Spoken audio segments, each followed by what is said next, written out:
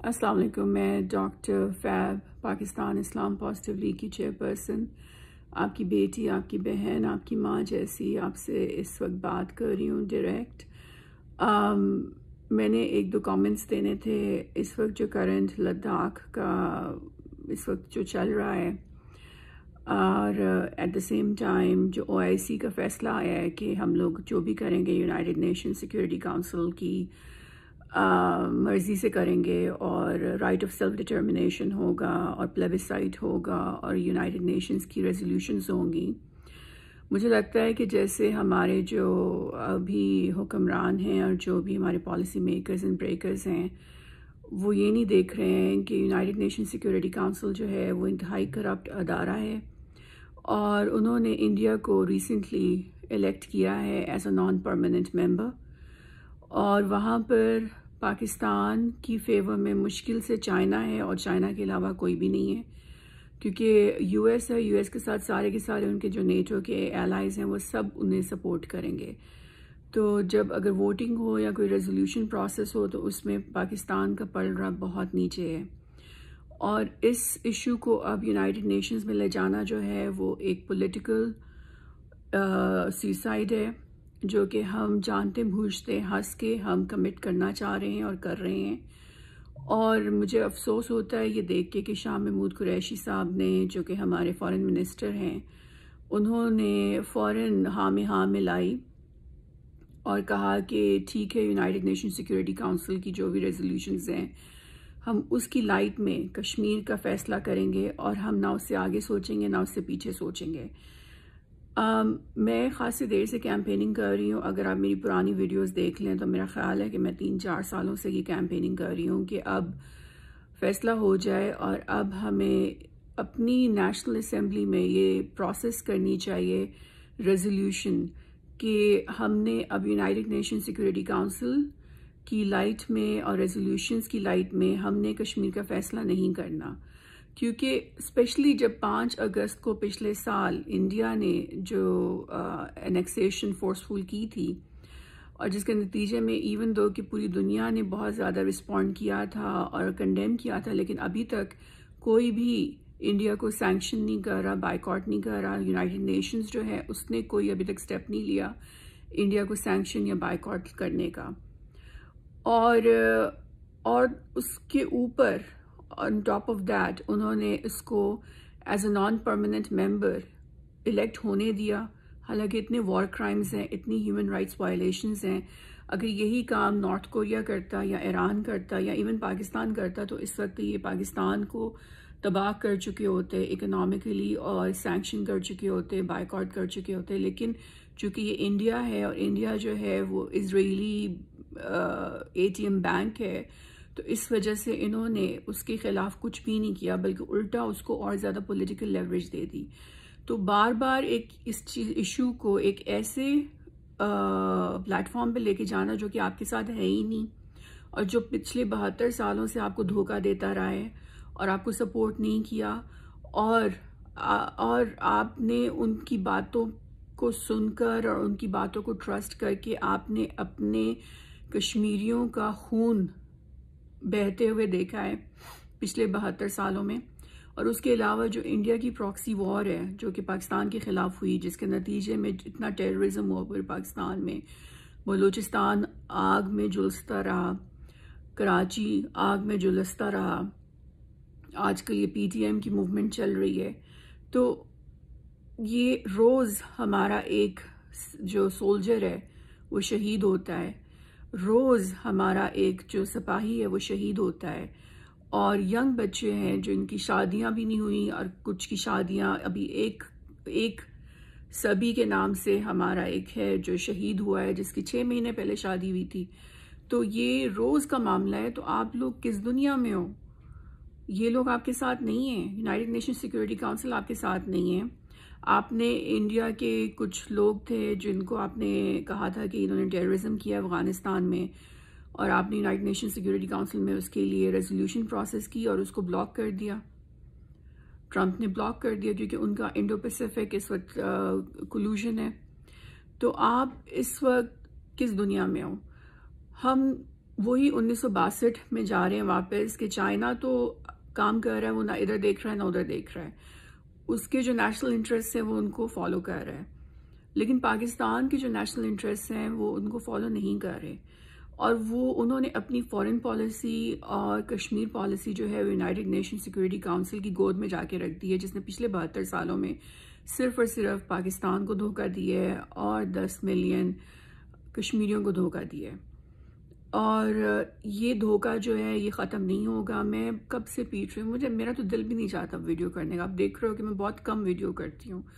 Last मेरी video 2 हफ्ता पहले थी, तो मैं कह के तंग आ चुकी हूँ। और मुझे लगता है कि as if I am talking to deaf ears, literally I am banging my head against a wall, कि किसी को समझ नहीं आ रही कि मैं क्या कह रही हूँ। एक प्लेटफॉर्म जो कि आपको धोखा दे रहा है। और सबसे बड़ी बात यह कि अगर आपकी कोई टेरिटोरियल अचीवमेंट हो जाती है, ये लद्दाख के इस वक्त जो ऑनगोइंग चल रही है कॉन्फ्लिक्ट, तो वो टेरिटोरियल जो आपकी अचीवमेंट है वो नलीफाई कर देगी यूनाइटेड नेशन सिक्योरिटी काउंसिल 2 मिनटों में, और आपको रिट्रीट करने पे मजबूर करेगी। और ये चीज़ आपके साथ पिछले 72 सालों में हो चुकी है और अब फिर होगी। So history is repeating itself, लेकिन we are not learning from our mistakes and blunders that we have made in the past. और अनफॉर्चुनेटली हमारे जो पॉलिसी मेकर्स और ब्रेकर्स हैं वो इस बात को समझ नहीं रहे कि ये ट्रैप है यूनाइटेड नेशन सिक्योरिटी काउंसिल। और अगर आप चाहते हो कि एक हतमी फैसला हो और एक हतमी लिबरेशन हो कश्मीरियों की फ्रॉम द फैशिस्ट मोदी रजीम, तो उसके लिए आपको एक हतमी एक स्ट्रॉन्ग डिसीजन करना पड़ेगा, जिसकी इब्तदा ये है कि आप नेशनल असेंबली में, पाकिस्तान की पार्लियामेंट में एक प्रॉपर एक करारदाद रेजोल्यूशन प्रोसेस की जाए कि अब हमने यूनाइटेड नेशंस की रेजोल्यूशन के तहत कश्मीर का फैसला हमने हल नहीं करना। क्यों? और इसकी एक बहुत बड़ी वजह यह भी है कि अब उन्होंने जब से ये डोमिसाइल का लॉ पास किया है तो वो डेमोग्राफी तो चेंज कर रहे हैं ना।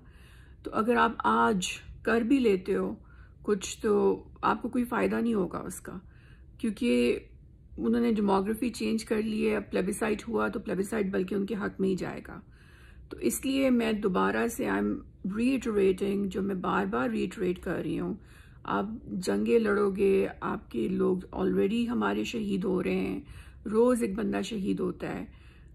पॉइंट क्या है? एंड गेम क्या है? अचीवमेंट किधर है? गोल किधर है? टारगेट क्या था और क्या मिल रहा है? कश्मीर वैसे ही चल रहा है, लॉकडाउन वहाँ पे मौजूद है। 5 अगस्त से पिछले साल आपकी क्या अचीवमेंट है?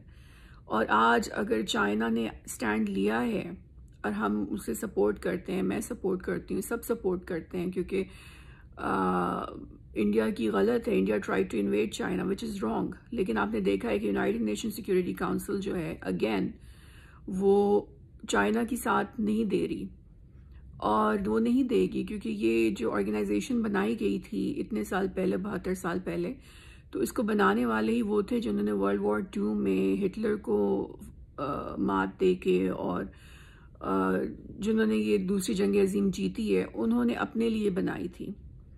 और इसका मकसद सिर्फ और सिर्फ ये था कि ये सारी जो इम्पोर्टेंट डिसीजन मेकिंग है उसको कंट्रोल करें। ये वजह है कि पिछले 72 सालों से जो इजराइल है अपनी मनमानी कर रहा है और हर रेजोल्यूशन वीटो हो जाती है। और अब आपने देखा है कि इंडियन ऐसे टेररिस्ट कि जिनके खिलाफ आपने प्रोसेस किया, उसको फ़ौरन से पहले ब्लॉक कर दिया गया उस रेजोल्यूशन को। तो ये आपका जो भी अचीवमेंट हुई कश्मीर के लिए, उसको ये अनडू कर देंगे और आपको कोई फ़ायदा नहीं होगा। अगर आपने हक का साथ देना है तो आपको अपने नेशनल इंटरेस्ट के बारे में सोचना चाहिए। पाकिस्तान का नेशनल इंटरेस्ट ये है कि अभी फ़ौरन से पहले नेशनल असेंबली में एक रेजोल्यूशन पास की जाए कि जब डेमोग्राफी चेंज हो चुकी है, डोमिसाइल लॉ आ चुके हैं, 5 अगस्त से फोर्सफुल एनेक्सेशन हो रही है, तो अब हमने यूनाइटेड नेशंस की बात नहीं सुननी। अब हमने प्लेबिसाइट नहीं करना। अब हम प्लेबिसाइट अगर हम करते हैं तो हम नुकसान करेंगे और कश्मीरियों की हक़े खुदरादियत नहीं हो सकेगी।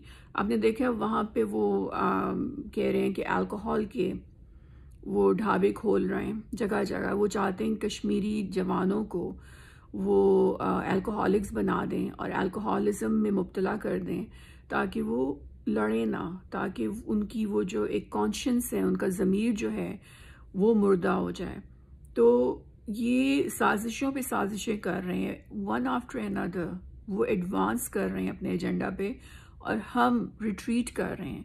और मुझे डर है कि अगर हम फतह कर भी लेते हैं तो यूनाइटेड नेशन सिक्योरिटी काउंसिल की वजह से हम अपनी फतह को एक बार फिर हार में तब्दील कर देंगे, जैसे कि हमेशा हुआ है हमारे साथ। 1965 में हुआ, 1971 में हुआ और 1999 में हुआ, और अब फिर मुझे लगता है ये होने जा रहा है। इसलिए आपको फ़ौरन से पहले नेशनल असेंबली में जो भी पॉलिटिशियंस मेरी बात ये सुन रहे हैं, इमरान खान है, शाह महमूद कुरैशी साहब हैं, आप लोगों को फ़ौरन से पहले नेशनल असेंबली में आप खुद देखो, ये आपकी जिम्मेदारी है। अगर कश्मीर इस तरह से आपके हाथ से निकल जाता है तो यूर डन, आपकी गवर्नमेंट 2 दिन की मेहमान होगी। फिर आपको अपनी अगर सर्वाइवल चाहिए, पॉलिटिकल सर्वाइवल भी चाहिए, तो आप नहीं चाहोगे कि इतना बड़ा ब्लेमिश जो है, कलंक का टीका जो है वो अपने आप माथे पे लगाओ।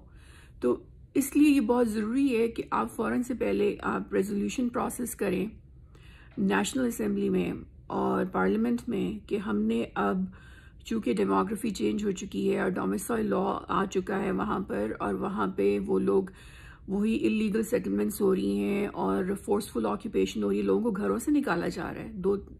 आप देखिए वीडियोस आ रही हैं कि लोगों को घरों से निकाला जा रहा है, उनके घरों को ऑक्यूपाई किया जा रहा है, उनको मतलब डिस्प्लेस किया जा रहा है। तो ये चीज़ें वही हो रही हैं जो कि इजराइल फ़लस्तीनियों के साथ करता आ रहा है पिछले 72 सालों से।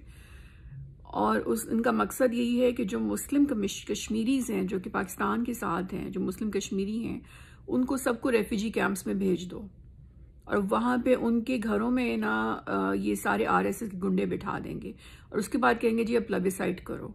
और वो जो रेफ्यूजी कैंप्स में होंगे उनको ये पूरी तरह से कोशिश करेंगे कि वो वोटिंग ना कर सकें और आपका प्लेबिसाइट जो है यही लोग जीत जाएंगे और फिर ये एक लेजिटिमेट क्लेम एक्सेप्ट करवा लेंगे पूरी दुनिया से कि हाँ जी कश्मीर तो हमारा ही है, हमने तो प्रूव कर दिया है। तो इसलिए फ़ौरन से पहले आपका ये फ़र्ज़ है कि आप ये नेशनल असेंबली में प्रोसेस करें कि अब हमने यूनाइटेड नेशंस ने, बिकॉज अभी इन्होंने जो इलेक्ट किया है इंडिया को, ये इन्होंने बहुत गलत किया, अगेंस्ट द यूएन चार्टर किया, अगेंस्ट द जो आपका बेसिक ह्यूमन राइट्स है उसके अगेंस्ट इन्होंने ये काम किया है।